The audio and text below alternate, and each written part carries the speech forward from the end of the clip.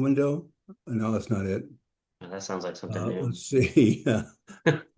Nothing like high tech or low tech. Or just wondering how to get my video maybe. There we There you are. go. Okay, There's your got it. video. All Okay. right. And So, then all right. Next okay. up, I'm going to let Robert introduce the other two Okay. guest speakers today. But today we're going to do a little risk management. These are, I guess can be a little dry, but necessary as well, just like when we review forms and all that fun stuff. Right. Keep us, sharp in this industry. So I'm going to go ahead and turn it over to Robert. Robert, good morning. How you doing? I'm fine. Good morning. Let me share my PowerPoint, and you can let me know if you do you see a PowerPoint on the screen? Not yet. You don't. Okay. I did the Let's first see. time though. The first time, yeah. Let me try it again. I just do this every day. Let's see. I want to just click on Share screen. share, right, which has got the Yep. green arrow. I'll click on, oh, let me see if I can click on that. Might be different. Yep. Looks like we're starting. Well, yeah, but that's not the background I want. Let me try this here. Um, share. Hold on. Uh, Sorry about this. Um, my here's my It might be in one of the PowerPoint. browsers there. I Oh, see my yeah. PowerPoint. I'll click on. Yeah, I see all the. Oh, there you go. Yep. Okay, good. Okay, so am I okay to start? Yeah, you're good to start. Let's Oh, go. okay. Yep. All right. Disclose everything. Goodbye. No, I'll spread that out a little bit.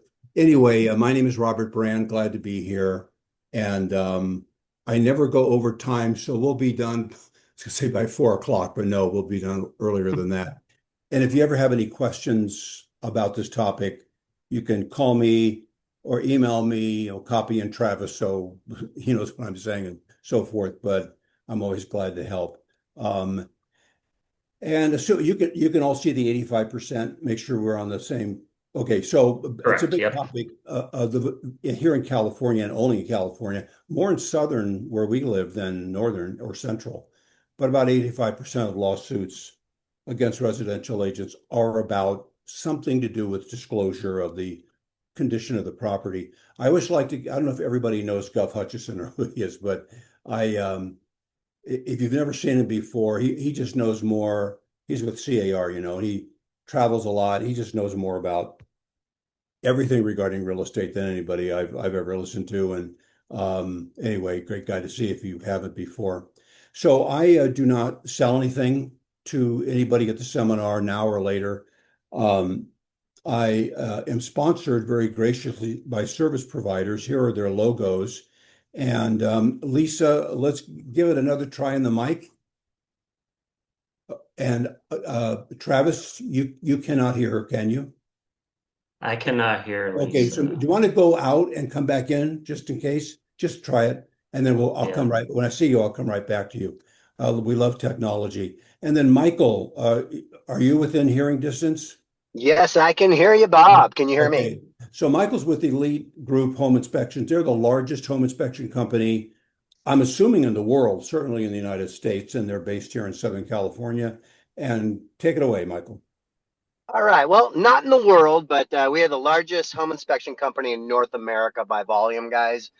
We do about 20,000 inspections every single year. We're working in Ventura as far down as San Diego. Most of our inspections are Orange County, LA County, and Riverside, San Bernardino counties, and Coachella Valley. So we have about 60 inspectors, 8 to 10 in each county.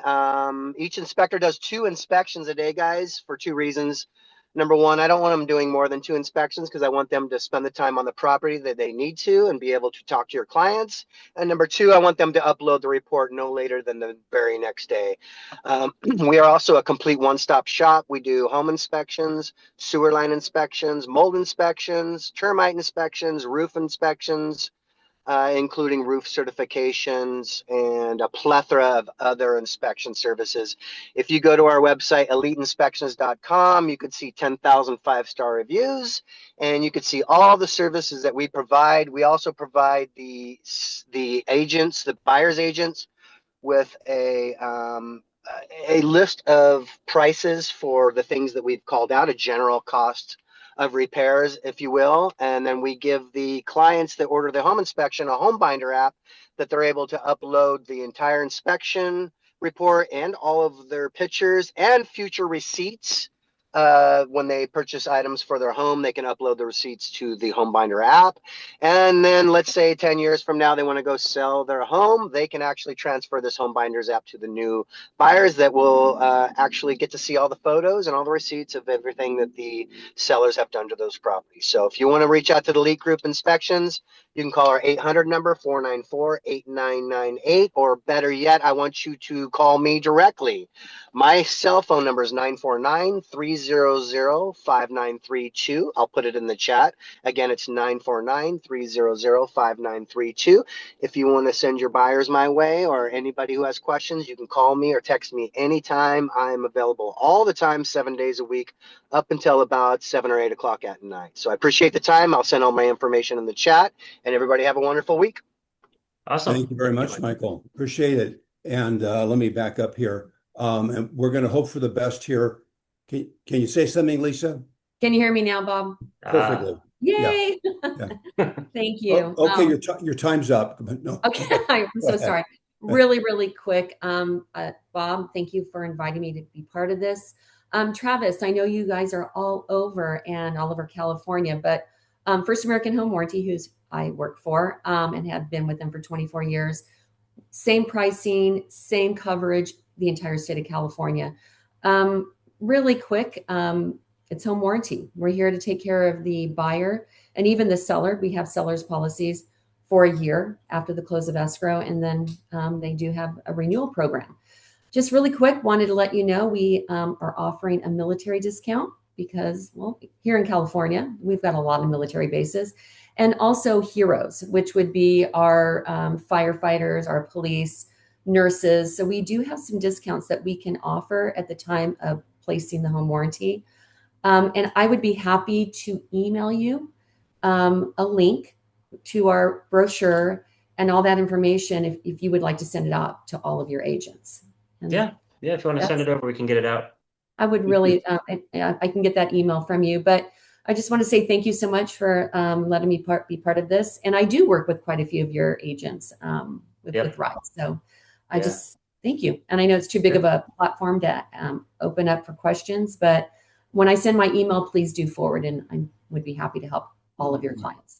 Yep. Oh, wait, Lisa, and if anybody does have questions, you can always throw it in the chat and we'll get them answered as usual. Lisa, do you live in San Diego? I do. I'm not sure if you do. I do. Yes, absolutely. Yeah. My problem is my dad was career Navy. And when I was a kid, we lived in a home in Coronado that sold for $95,000, and it's on the market now for $3.5 million. And it's exactly the same house, but we all have stories like that. So thank you so much. Told my dad, if you hadn't sold that one house, I'd be all right. Anyway, so let's get going, and I'll go fast. We heard from Michael, and thank you, Lisa. So I'm just going to kind of rapid fire go through slides, and I never go over time. I think the ending time is at 10 o'clock. I never go over. And if you like what you hear, you can always invite me back because I've got tons of information. So on the visual inspection, like we see here on this wonderful form, question that does come up now and then, or should be asked if it's not, is the agent's inspection, your limited, AVID type inspection limited to only visual observations? It would seem so because that's what it says. The answer is actually no. In court, where I help out a lot, I'm not a lawyer, but how I help, expert witness stuff, it's really interpreted as any sensory perception. So that can be a loud noise, it can be a sense of smell, it can be lots of things. So if you come across something that you think ought to be disclosed, but it's not visually apparent or something like that, it's still a good idea to disclose it. And in the notes that I'll get out to you guys later today, there'll be some examples of that. So like an uneven floor, you're at a 2-story home doing your AVID thing, which shouldn't really take too long. It's not obviously a professional home inspection. And the hallway floor is just clearly, uneven. Well, you look at it, you really can't see it, see the curvature, but you notice it through what sense of balance, it would still be worthy of a disclosure, even though it's not visual, like some evenness noted at upstairs hallway floor, something like that, or a strong odor. I won't go into that example because I'm sure everybody gets the drift, and I want to get through a lot of material. So it's really, even though we think of it as a visual inspection, and primarily that's what it is, it's really multi-sensory. And the two categories, as already had on the screen, that we cover are defects, red flags. That's it. Defect is something that's busted, broken, obviously doesn't work. Easy example would be a broken window. And, if it's, say, in the living room, just cracked window, we never get in disclosure as agents. I suggest you never get into the why and wherefore, like cracked window as a result of the kid across the street hitting a baseball, just cracked window, period. Not big crack, not small crack, just cracked window. Fewer words, the better. Or a stain in the ceiling. Now, I look at tons and tons of AVIDs from agents throughout the state, and the most common disclosure for something like this would be water stain noted, but it may not be from water. It's an attic thing, maybe. It could be maybe the previous owner or a previous owner collected wine and a white wine bottle broke. I don't know. I don't really care when it comes to disclosure. I would just say stain noted, and maybe if there was a window below it, at ceiling near window or whatever. A lot of challenges. For time's sake, I'll just mention a few of them. Let's say, and I look at lots of transfer disclosure statements, and a very common, I believe, mistake is when an agent can't find anything in a room. I think I got to say something about the den. Oh, there's a ceiling fan. Ceiling fan noted, but a ceiling fan is not a defect or a red flag. So I don't think it's appropriate to disclose that. You can in advertising or something, but not on a transfer disclosure statement. Or something that's maybe too minor. Now, if a room is full of spider webs, that's different. But if you're in the living room and you can see a little spider web in the corner, and that's it, it's probably not worthy of disclosure. It doesn't affect the value or desirability of the property. So an expression that I like, make sure it's okay there with management, but is nothing noted. It doesn't mean there's absolutely nothing wrong with this part of the house. It just means within my standard of care. My standard of care is not invasive. I'm not taking things apart. I'm not, doing anything in that capacity.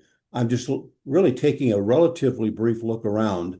And so the best expression I've come across in my 34 years of talking about this is just nothing noted. Not nothing wrong anywhere, but just nothing noted. That's really worthy of disclosure.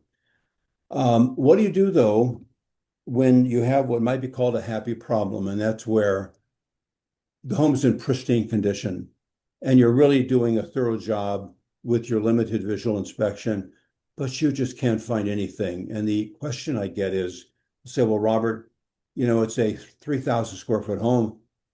I couldn't find anything to say about it. Well, short of breaking a window, which we don't want to do. Most homes here in Southern California, and I'm not sure if I mentioned it, but I live in San Diego, so not far away from you guys. Most homes have, like on the left, what we generically call stucco siding. Not all. I have above the wood siding because I do this statewide, and up in like the Bay Area, not a lot of stucco, it's more wood siding. Brick from a wall or chimney, usually chimney, and on the right, driveway, sidewalk that's on the property. It's almost impossible to find these surfaces with no cracks at all. Usually the cracks don't really mean anything. We never want to call them settling cracks because that's a geological term that's outside of our standard of care. But something like some cracks noted at wherever, exterior siding, backyard patio. You're not saying it needs to be repaired. Sometimes agents will put this into the disclosure document because they really can't find anything else to say. And that's a good problem to have because there's probably not anything or much wrong with the property, but it does show that you moved around. And, just about every driveway has cracks.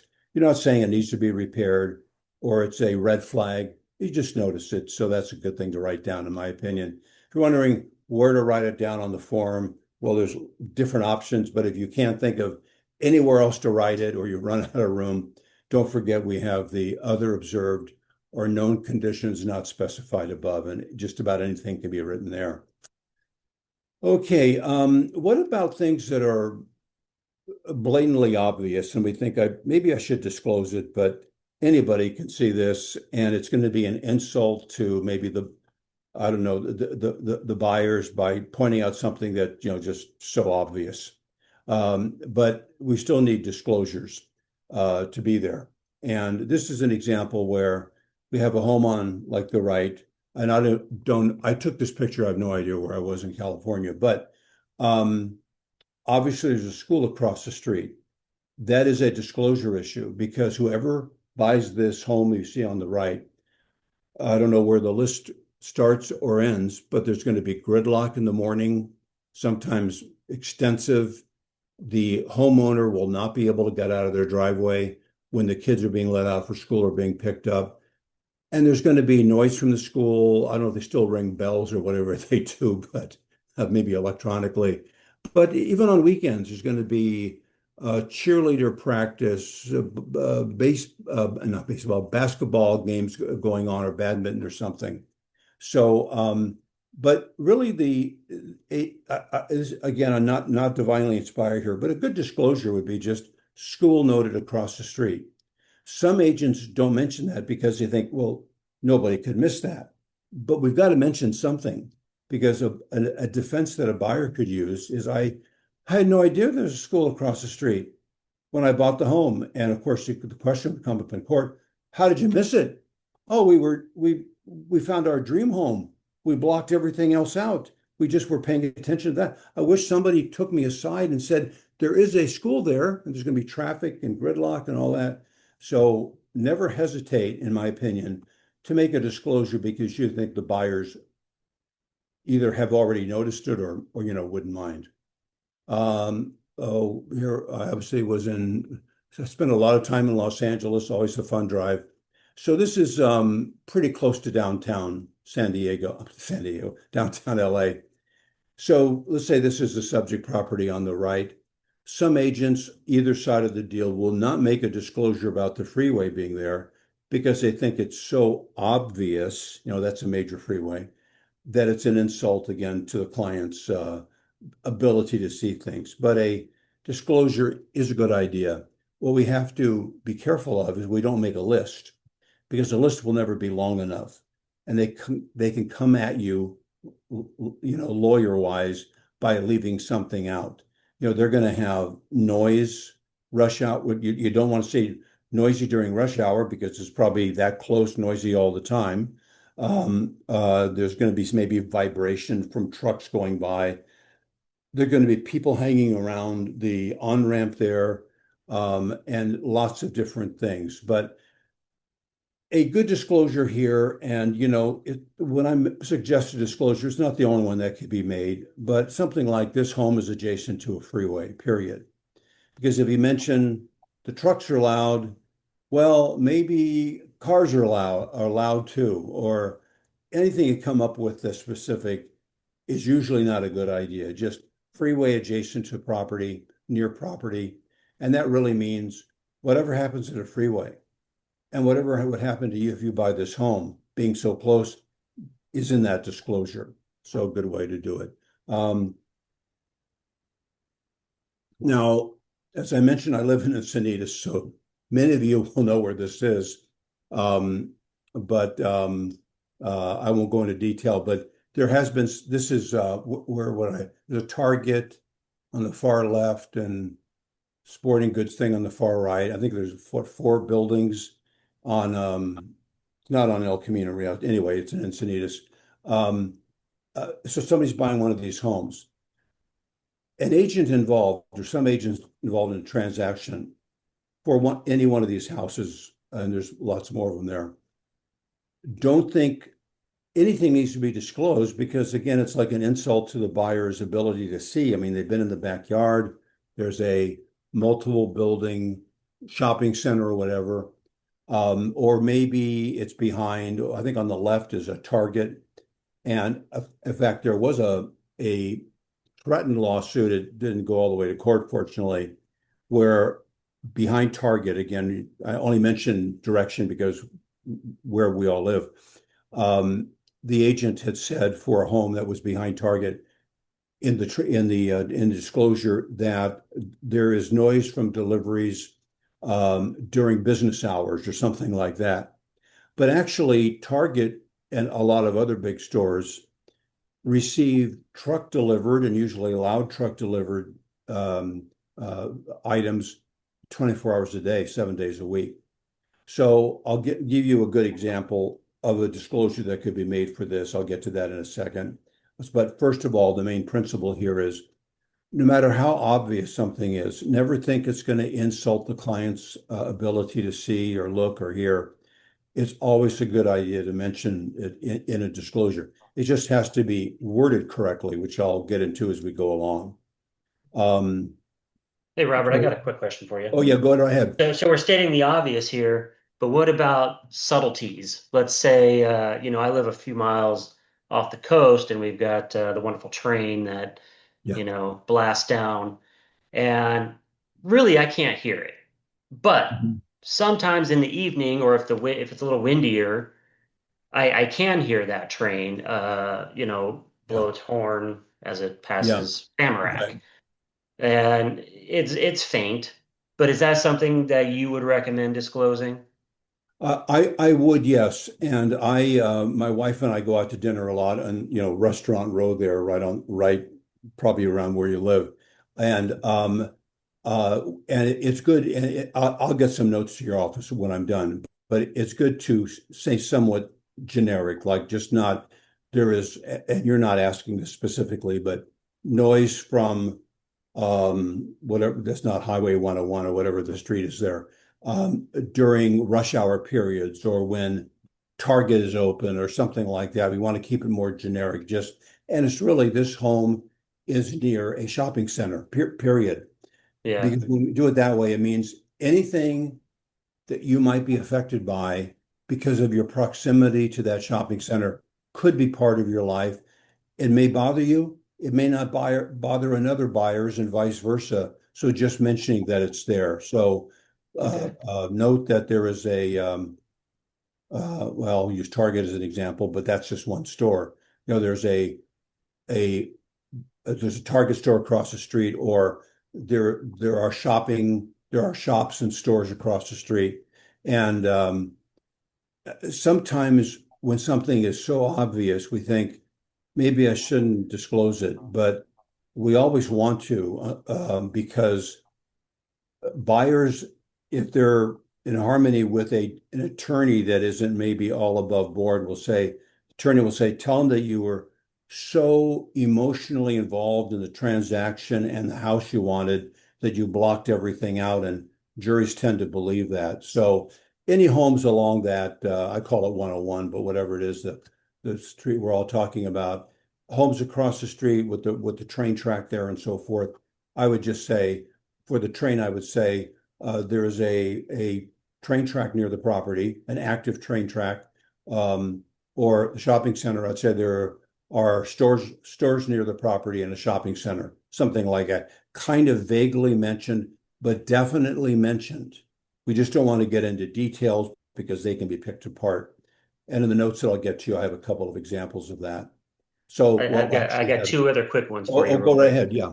One would be, let's say it wasn't noted in SPQ or TDS, Right. but as you're doing your AVID, you have a practicing musician down the street, Right.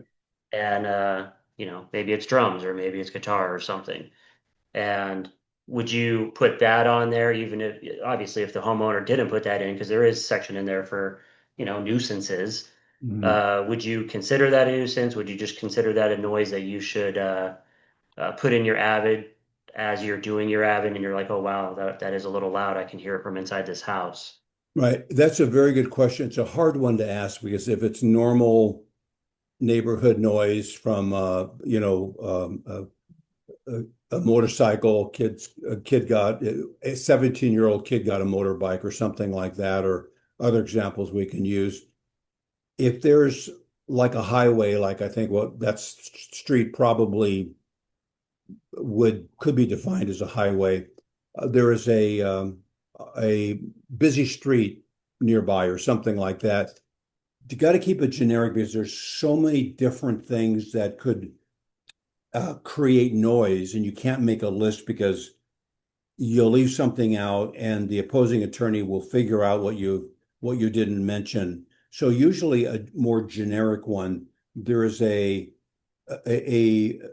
busy street near the property, something like that, and that would cover most of the time anything that goes on in a busy street. The kids racing cars, or just the noise from the traffic and the activity and so forth. So if I was buying a home along that path there, along that, I call it 101, but whatever it's called, there is a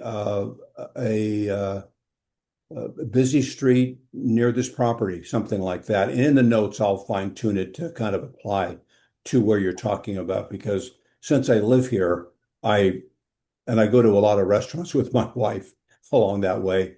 It can be fine tuned a little bit. So I'll make sure it's in the notes, but usually there is an active street in front of the house, or near the house, and that usually does it. I'm fumbling around in a way because we can't get too specific, because we mentioned the train, and there's a train track there. We know the buyer might say, "Well, I don't mind trains. I like that. What I can't stand are the motorcycles, or I can't stand that the street never stops. There's traffic 24 hours a day, and they have all kinds of other things." So usually just a more generic, there is a active street or busy street near this property, tends to work the best because it kind of covers everything. All right. Then I got one more for you. Yeah, go ahead. Go ahead. Not with noise necessarily, but something that happens is, I live near a lagoon, and they spray that lagoon with a helicopter for mosquitoes. Yeah. And, you can see it come in, and then, over the next week or so, we got dead bugs all over the place. Right. Now, if the homeowner doesn't disclose this, how do you feel? And if you have knowledge of that, like because you live in that neighborhood, or you live in that area Right. along the lagoon, and you experience this, and the homeowner that you're representing, or I guess being on their side, didn't represent, and you don't see it anywhere in disclosure, is this something that you should mark down in is the AVID the place to do that? Or The do you do Avid, it at all? no, I think the Avid is can be not the only, but it's an ideal place to write it down. We just have to be careful. Like there is and I know what you're talking about. It's like an ant, almost like an ant. I'm not talking about just fish or whatever, but because it's birds too. But there's a nature preserve near this property is usually sufficient, because if there's a nature preserve it's going to be owned by the city or the state, and everybody knows they're going to have to be applying pesticides and various chemicals and so forth.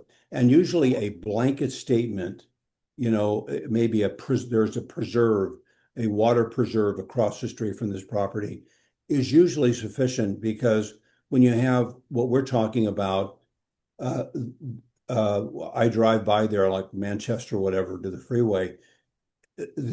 I see stuff getting sprayed all the time, and that's not all. There's other things that they do. So usually just mentioning that there's like a water preserve or something, whatever it would be called, near the property is sufficient.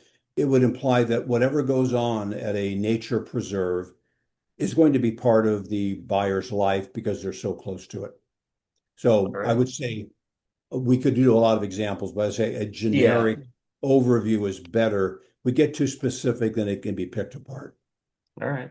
And in the notes I'll send over, I'll make sure there's a couple of examples of that. Yeah, not a problem. So we can have you back too. I know sometimes I just like to go a little in detail on some of these, because I get these questions a lot too sometimes, and I'm like, if you're asking me, then I'm going to say yes. pretty much. So Yeah. Usually, I know if you have to ask, yes, but there are some things that uh, should not be disclosed because you get into like discriminatory things and so forth.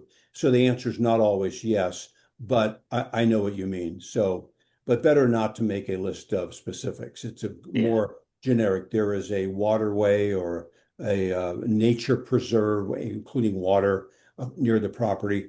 It's good to do the blanket thing because if you have a water-based nature preserve, it's a given that there's going to be pesticide spraying and there's going to be other things going on maintaining that the sanctuary or whatever it is. Yeah, good thing. Let's see.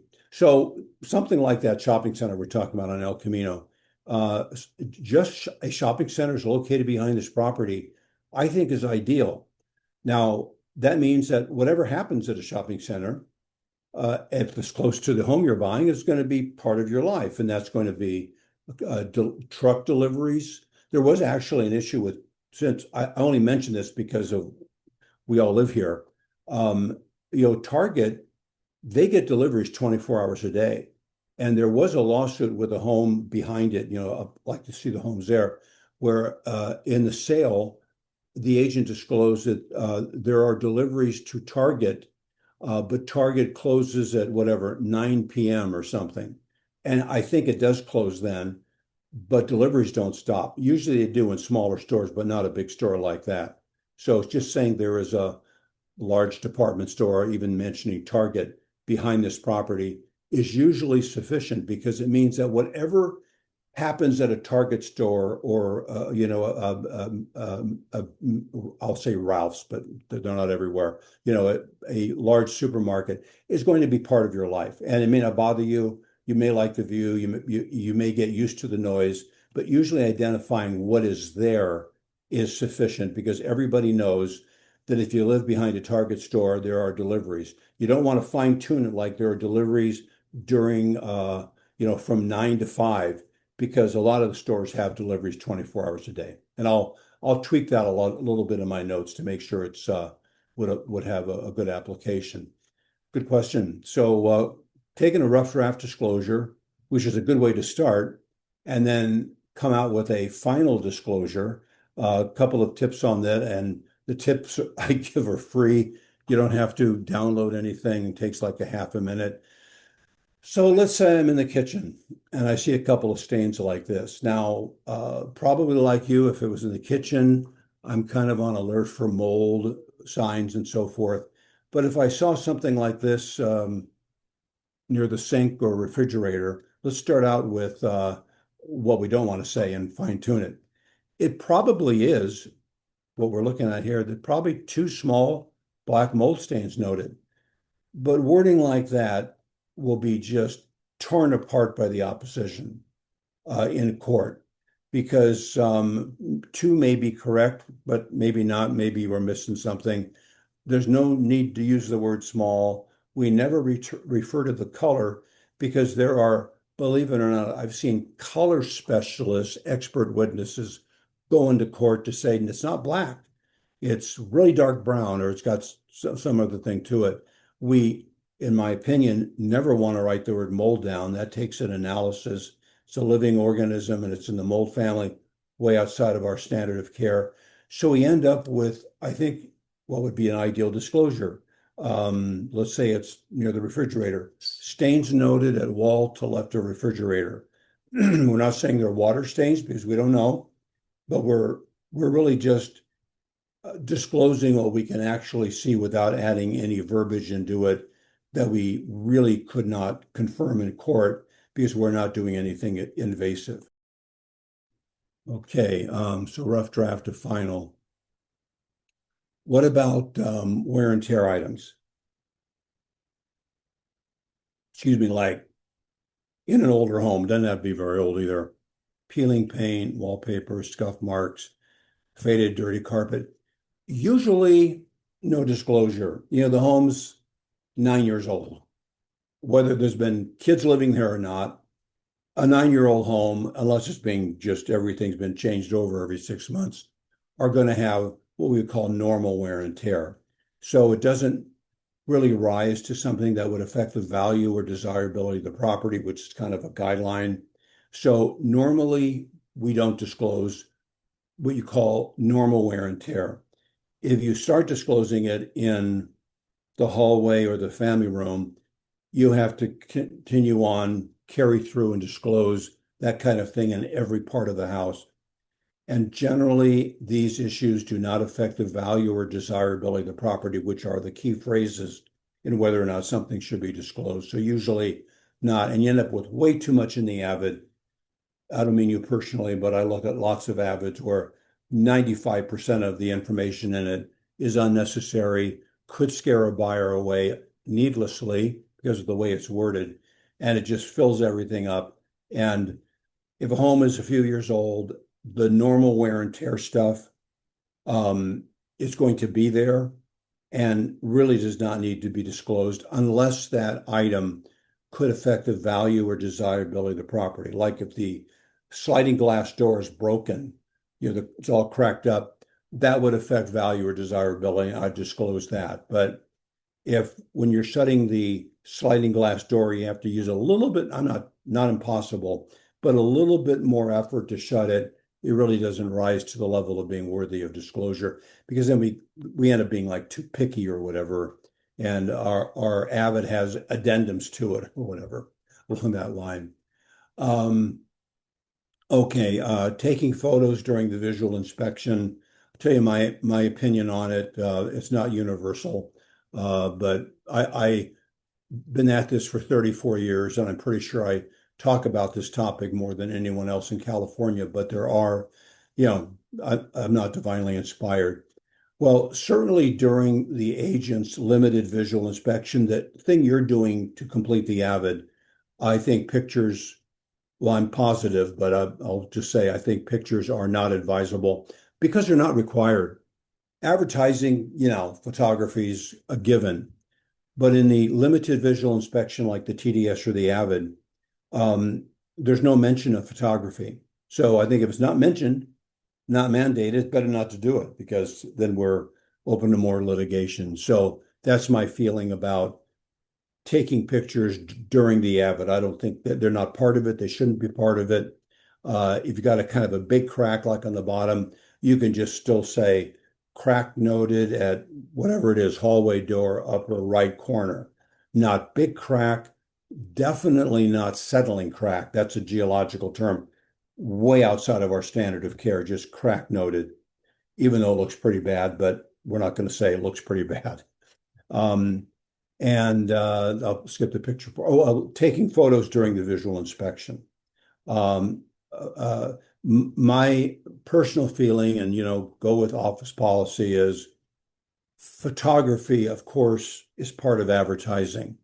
But since there's no mandate or rule about we're doing a visual inspection and it should stay visual. If we bring, these outlet testers, they're real cheap, easy to get. You plug it in, you can tell if it's grounded or not. I see agents using those, and that's not appropriate. It's a visual inspection. A home inspector should be doing that, but not us. So anyway, and that's what it does say on the form. It's a visual inspection. It's not hands-on. It's not invasive, and so forth. Competent and diligent visual inspection, and that really limits our liability because we don't have to take things apart and go too far. And if you take pictures as part of the advertising, it's kind of unbridled. You're going to want to take pictures of things that complement the home. That's fine. Excuse me. But in disclosure, I don't think photography is a good idea because now you're choosing what is worthy of disclosure, and you may not take a picture of something that ends up being a problem, and it was worthy of disclosure, but you didn't take a photograph of it. But you don't need to.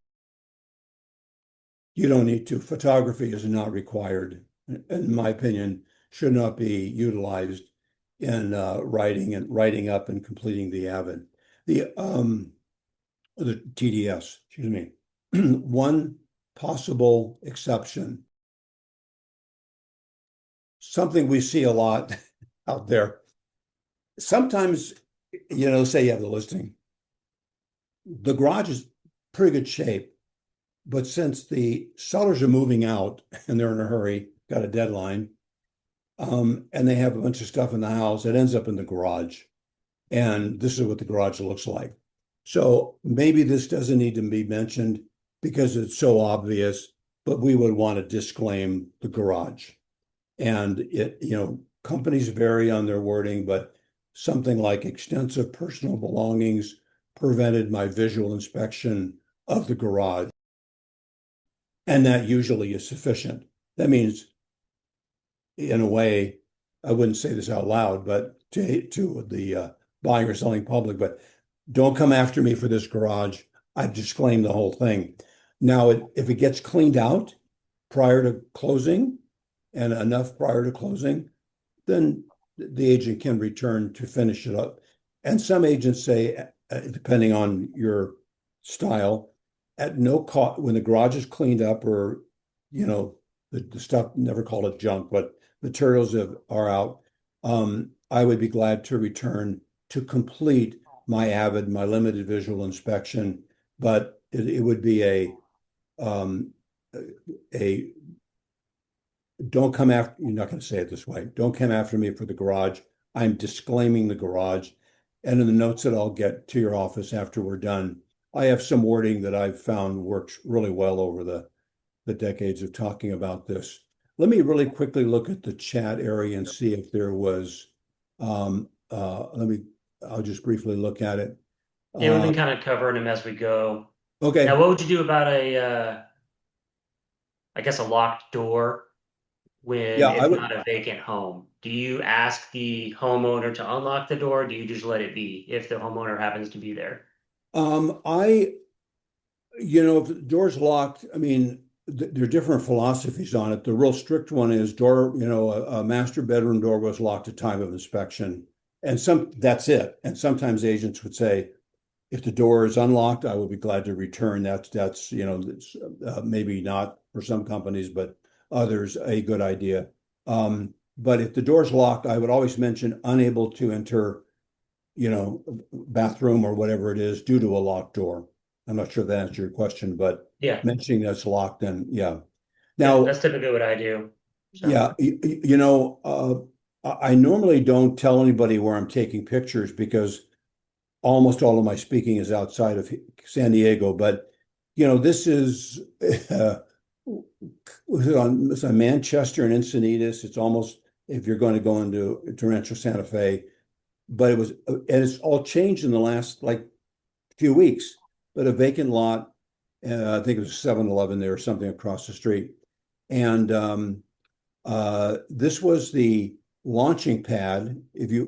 Since we live here, for hot air balloons for a really long time.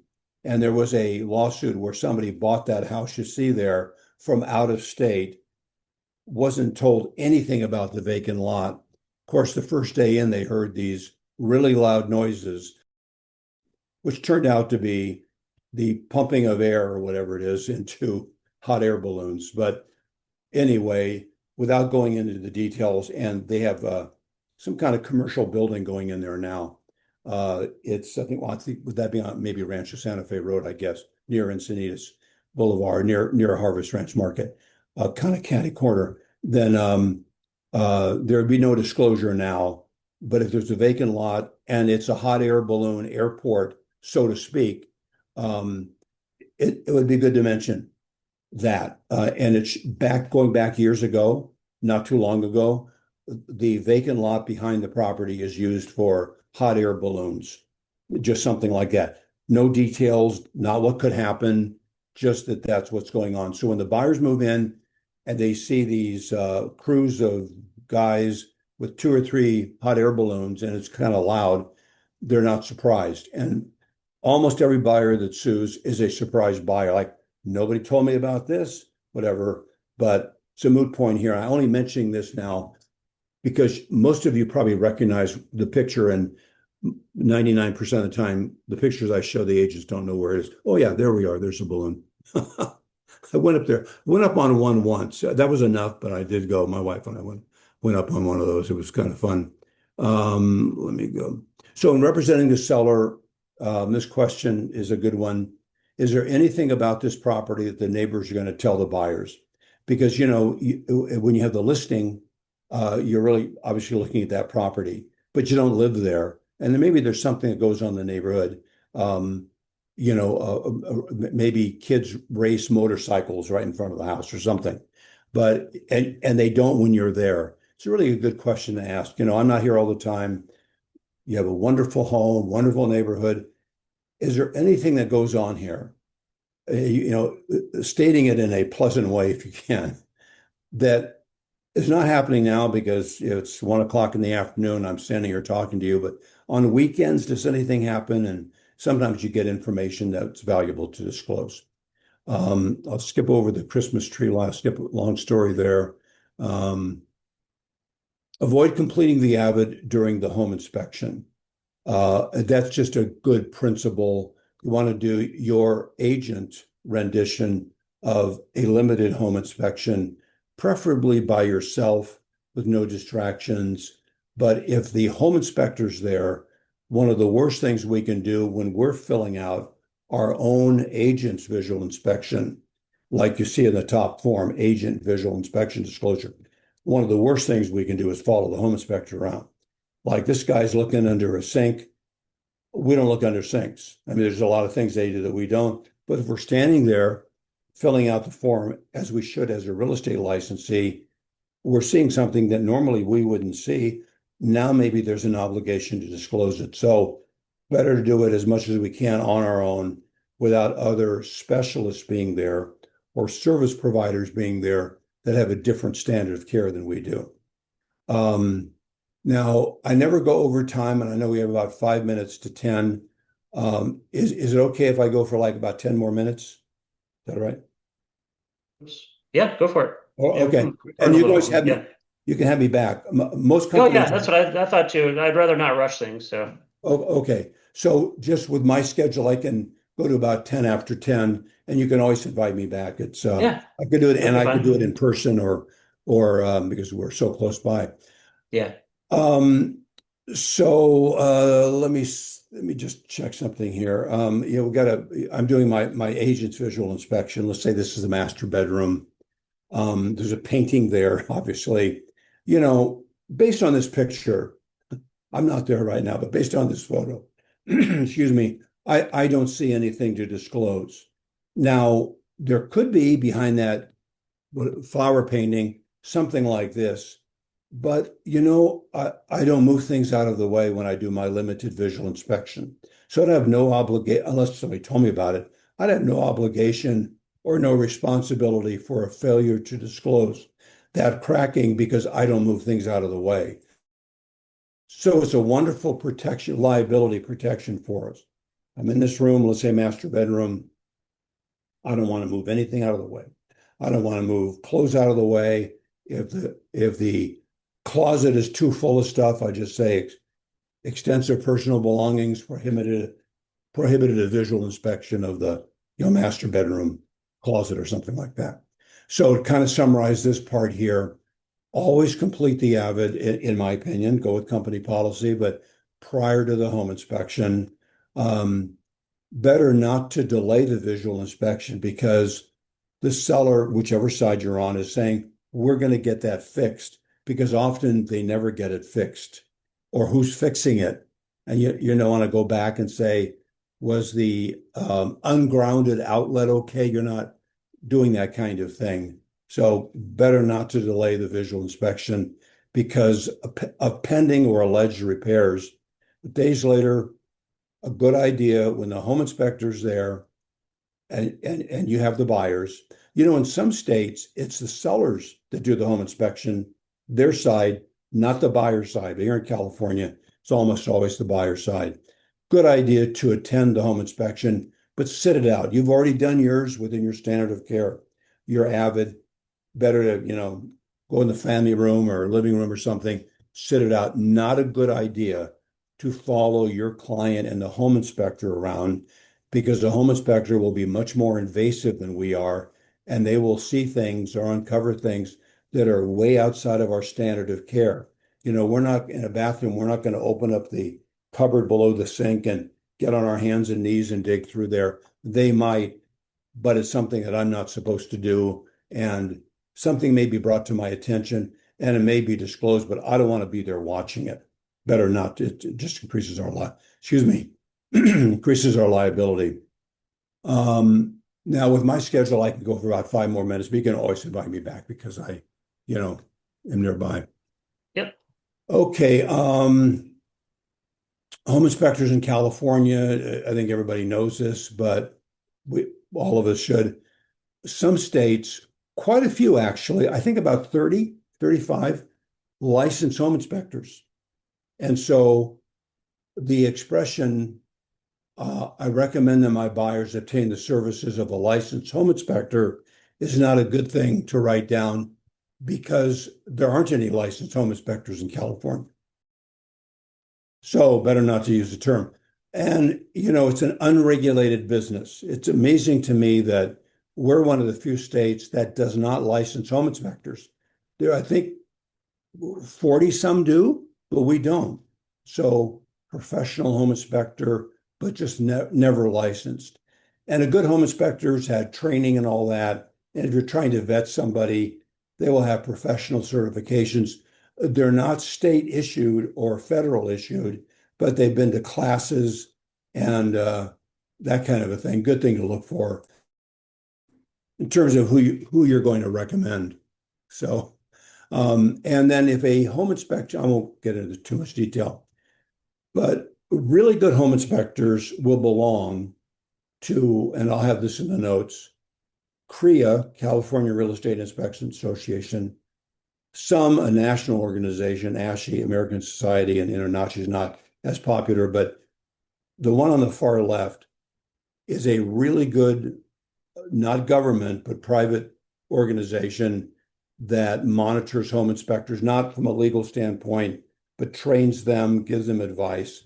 So if a home inspector is a member in good standing of California Real Estate Inspection Association, that's a good sign. I'll elaborate a little bit more on this in the notes that you'll get. E&O insurance is very important, and they should be able to, and companies have different standards on this, so I don't want to get into that because it may not be what you do or don't do there. But if a home inspector has E&O, they should be able to immediately prove it by a certificate of insurance. Even if they're out in the field at the home, their office can not fax, but text them a copy of it. Good to check. You don't have to check. It's not part of our standard of care. But if a if a home inspector has E&O insurance, that's always a good sign, good thing to look for. And it should be immediately available to anybody that asks them for a certificate of insurance. So state of California does not license home inspectors. So we never want to say, I recommend my buyers obtain the services of a licensed home inspector because there aren't any in California. And I don't know if I mentioned a figure, but 38, 42 states license them, but we don't. I thought we would be the first one, but we don't. So professional certifications are good. And this is probably the most important thing I can say on the home inspection side. It's always really a good idea if the buyer chooses the home inspector. Now, they don't know any home inspectors, and they'll often look to us. Can you recommend somebody? I've never seen a problem with giving them a list with the caveat, this is not a complete list. There's other home inspectors. You can do your own investigation. But when they say, I'm moving here from Nebraska, whatever, I don't know anybody who does this in town. Could you pick somebody for me? That can be a little bit touchy, but it's rather than you choosing the home inspector in case there's a problem with the home inspector and then you kind of get in trouble for that, that you say, well, here's a list of 5 home inspectors that are popular here. You choose anybody you want, even if they say eeny, meeny, miny, mo, go with number 3 or whatever, is better than you doing it yourself. And more details of that in the notes. Let me just check something here. That will be, I can do quickly. Let me talk about the By the way, I'm going to see, I have an awful lot of info here. Been doing this a long time. Yeah. Let's go with the pack rat room. Um, you're doing your visual inspection. You open the door and you see this. The best thing to do is shut the door and leave. I mean, in the sense that you're not gonna, you've got to disclaim the room. Um, Something like, or the word, I don't have the wording here, but due to extensive personal belongings, the north side room or some whatever, however you describe it, was not part of my limited visual inspection.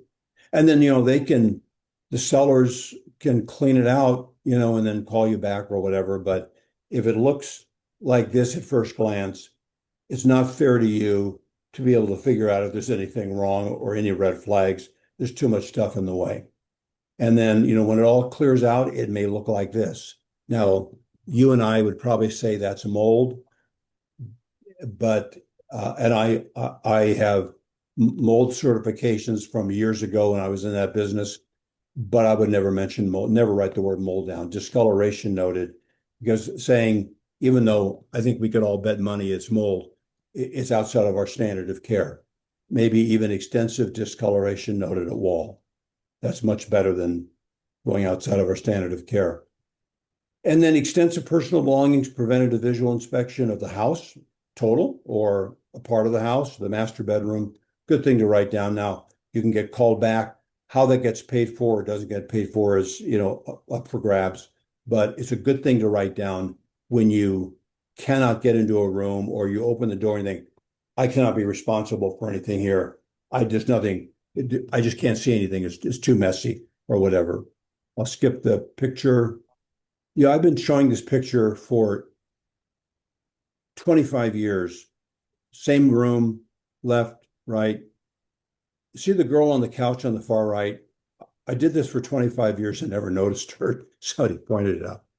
How did I miss that? But anyway, there's a story behind it. We won't have time for that now. And don't forget about the home's exterior. That is part of our limited visual inspection. So let's say the side of the house has something like this. That's an important thing to get into the disclosure realm, like extensive vegetation noted near north side of house, unable to inspect. Because if what is that, brick or whatever is cracked up, you really can't see it. And inside of a house, if something's blocked from your view, you want to disclaim it. But agents often don't do the same thing for the exterior of the house. And that could be a real mess, but you can't tell because of the foliage in the way. So it's good to disclaim that. You never know if the whole wall looks like this. And that is not necessarily a terrible problem, but probably would be a disclosure issue. So wording, this is not divinely inspired again, but extensive vegetation debris, preventative visual inspection of portions of the house exterior. And if you see something like this, just leave, just give up. Yeah. Yeah. Yeah. Jeez. And they're out there too. One Yeah, question they're before out you there. take off. And they're even out there in like Rancho Santa Fe and high-end Oh yeah, areas. Some of them are just they're everywhere. really bad. Yep. Well, what I'll do, let me just show you. I got one question before you take off that came Okay, in. go ahead. If you don't take pictures during your AVID, how would you remember 6 months later? Yeah, I do. My position is, since photography is not required at all for the visual inspection, and the emphasis is on visual, in my experience, there's more liability in taking photos as part of the visual inspection than not, because they're not requested or required. Now, there's a downside to both. And when I send the notes over, I'll address that in more detail and some wording that you can use. But usually something like, what make this generic, if it applies, and I'll change this a bit, extensive personal belongings, debris, whatever, preventative visual inspection of portions of the home's interior. It's a good, if like there's 3 or 4 rooms in the house that are just too messy, too crowded, something like that is a generic without specifying each room works really well. And I'll change my notes to reflect that.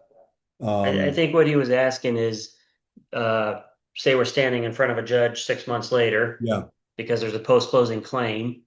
How would you, if you didn't take pictures during your AVID, how would you be expected to remember areas of this Yeah. home that are in question? Yeah, having helped out in court a lot, the way that I've seen it handled is, Your Honor, photography is not a mandated or even suggested part of my limited visual with an emphasis on visual, not photograph, but visual inspection. And they go from there. I don't recall it or I saw that, but it wasn't as bad then as it is now. But I've never seen an agent's failure to take photos during a visual inspection ever be an issue in a trial because it's not required, not even suggested. And then another part of the taking photos of a visual inspection is we're making a decision on what is worth taking a picture of. And there may be a crowded room or a messy room. We take a photo, but there's another room that's not nearly as messy, but there's some staining and it kind of looks like mold. We don't want to call it mold, and we don't take a picture of that. There's more problems with taking photos than not, more Yeah. liability. All right. And then and I can certainly take questions in a minute here, but should I be invited back? We get into not using adjectives. I like to cover the topic of building permits or lack thereof. Let me just show you some other things here. But here's a really short one. This actually is a problem in some areas, more in LA County than here. Making a distinction between gate guarded neighborhood and guard gated neighborhood. Like, what's the place in Rancho Santa Fe that's can't think of the name of the neighborhood, but they have, like they have on what you see on the bottom there, like guards and I don't know why I can't think of it, but that's guard gated. There's a difference between guard gated and gate guarded. There's been lawsuits where an out-of-town buyer is told that it's a bottom guard gated neighborhood where there's actual, security officers looking at people go in and out. But they get there and it's a gate guarded, and if they sue, they're gonna win. False expectation. Building permits. This is not funny, but it's kind of funny, but I don't want to be rude here. A guy that he was like 98, bought this home and invited friends over. You guys see my new home. And there's a beautiful park behind my house. And so the friends came over for dinner and said, it's not a park, it's a cemetery. And the elderly buyer who didn't have good, I mean, the guy, what I was like, again, 98 or something. What do you mean? It's just grass. And they said, no. And that it turned into a lawsuit and he got some kind of monetary compensation. Oh, by the way, I saw this sign. I don't know if it was in Encinitas somewhere in North County out of a parking lot. It's still there. Right turn only if no police present. It's a real sign. It's actually at a church. I thought I got to take a picture of that. We can get into investor clients, stigmatized homes, social media, other things I cover, homeless presence in neighborhoods, and a variety of other things. So, by the way, near where I live, I think this is kind of an interesting thing. I only mention it because I live nearby. This is right off of El Camino Real and between that and Rancho Santa Fe Road or something. But if you've ever driven by here, I'd say once a month, a car crashes into this fence. And that week, two of them did. It's just there's a traffic signal nearby and people misjudge it and nobody's been hurt. They don't hit the house, but they bang into the wall or the fence and they crack it. That'd be a disclosure thing. But anyway, or golf course when you see all the pits on the stucco, right. on some of the corners, Yeah. the course corners, Yeah, absolutely. And then, but let me, because I need to wrap it up here Yep. time wise. Thank you, Travis, for the invite. Thank you, Lisa, First American Home Warranty, and also Michael Johnson, Elite Home Inspections. And I'll email you some notes in just a few minutes.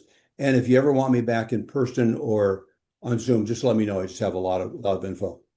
Yeah, not a problem. We'll have you back and can go a little deeper on some other topics here. I know we concentrated a lot on the AVID, which is a good one to concentrate on. We get a lot of questions about the AVID and Yeah. filling it out. And I do have a nice little recorded video I usually send back and say, here's how you do it. But it's good to go over little, niche scenarios that come up too sometimes. So, Yeah. all right. And Well, I appreciate you. yeah, I Yeah. live and breathe this, so I don't know them all, but I know of all kinds of things that agents have gotten in trouble for statewide because they cover the whole state. And you think, gosh, I do that. How does anybody get in trouble for it? But there's different precautions that are good to go over. But anyway, thanks for having me in, and we'll be in touch. Yeah. Thanks a lot for coming on. Appreciate your time. And Lisa and Michael, I think Michael might have taken off already, but yeah, we'll have you back. And thanks for presenting today. Thank you. Again, guys, if you have any questions on anything, always give us a call. And I hope everybody has a great week. And we will talk to you soon.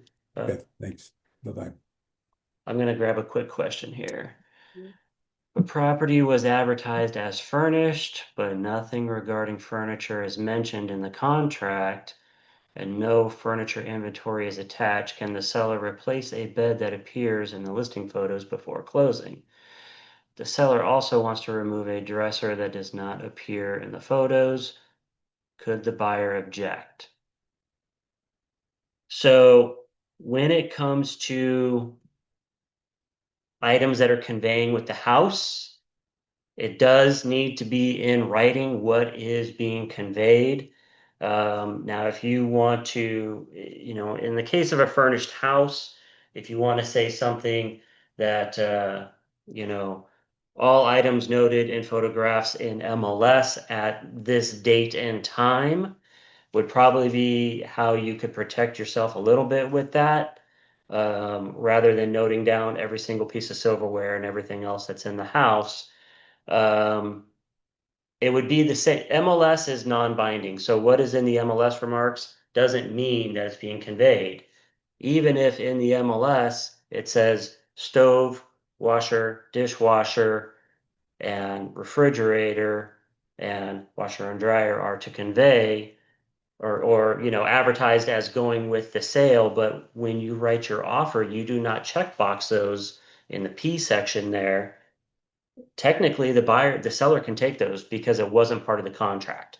So the contract is what makes it binding, not advertised in MLS. So now you can attach those two in a way with some specific wording, but in this case, I don't know. Technically, the seller could take everything. It was advertised as furnished, but if you don't have any mention of anything in the contract, technically there is nothing being conveyed with the house except for what you tick boxed in the P section there. So be very, very specific when you are wanting items to convey with the sale, and then also how you can attach it, because obviously you can have 10 pages of addendum saying all of this stuff right here is to convey. And I have seen that happen where an agent was that specific that they noted every single piece of silverware and how many they were and everything else. And yes, that was excellent fiduciary duty and going above and beyond of what they needed to do in that scenario. But there's no question left at that point as to what was supposed to convey with that sale. So yes, this technically should have been in writing, so can they switch it out? I guess they can, unless you didn't make any kind of reference towards what was advertised at the time of offer. So that one, I guess it can kind of go a couple different ways depending on who that's sitting in front of. But um, you can try objecting. Answer the second part of your question. Can you object to this? Yes, you can. But if this was standing in front of court, technically nothing was written in the offer to convey, is what it sounds like to me, because nothing was placed in the offer. So I guess I would need a little more information on that. But long story short, put it in writing, always, everything that needs to convey or not convey. Anything that needs to be cleaned up, anything, put all that stuff in writing. Because whatever is advertised in MLS, again, is non-binding unless it's written in the contract. So just, remember that. And that has been tried and tested many times in court, and that is the outcome. So that's that one. I don't see any other questions. So awesome. Yep. We'll see you guys next week, and hopefully you have a great week. We'll talk to you soon.